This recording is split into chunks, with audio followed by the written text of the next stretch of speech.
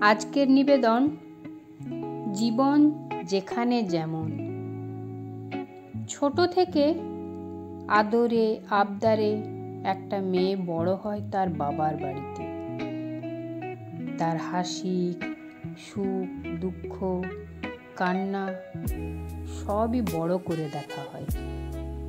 কিন্তু ওই মেয়েই যখন বাবার বাড়ি ছেড়ে শ্বশুর বাড়িতে পা রাখে, তখন তার সেই আদর আবদার কিছুটা হলেও চাপা পড়ে যায়।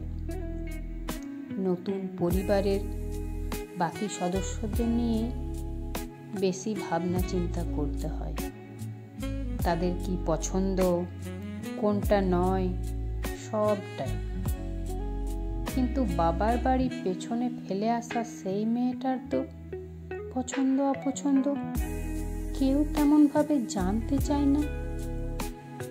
তবে এখানে একটু ভুল হলো।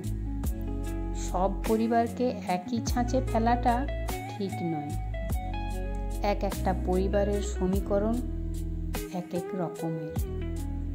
তবে হয়তো মেয়েদের জীবন মেনে নিয়ে আর মানিয়ে নেওয়াতেই শেষ। সংসারের সুখ শান্তি বজায় রাখতে গেলে মেনে নিয়ে আর মানিয়ে নিয়ে এই শব্দ দুটি খুবই গুরুত্বপূর্ণ ভূমিকা পালন করে। তবে তা শুধু মেয়ের বেলাতেই কেন? এই প্রশ্নের উত্তর খুঁজতে গেলেই কেঁচো খুঁড়তে কেউটে বেরিয়ে আসবে। তাই থাক সে প্রসঙ্গ। বাবার বাড়ি আর শ্বশুর বাড়ির জীবন দুটো কখনোই এক হতে পারে না। জীবন যেখানে যেমন সেখানে তেমনভাবেই চালনা করতে হয়। নিজের ছোট ছোট খুশিগুলো বিসর্জন দিয়ে নতুন পরিবারকে নিজের করে চলাটাই হচ্ছে বুদ্ধিমানের পরিচয়।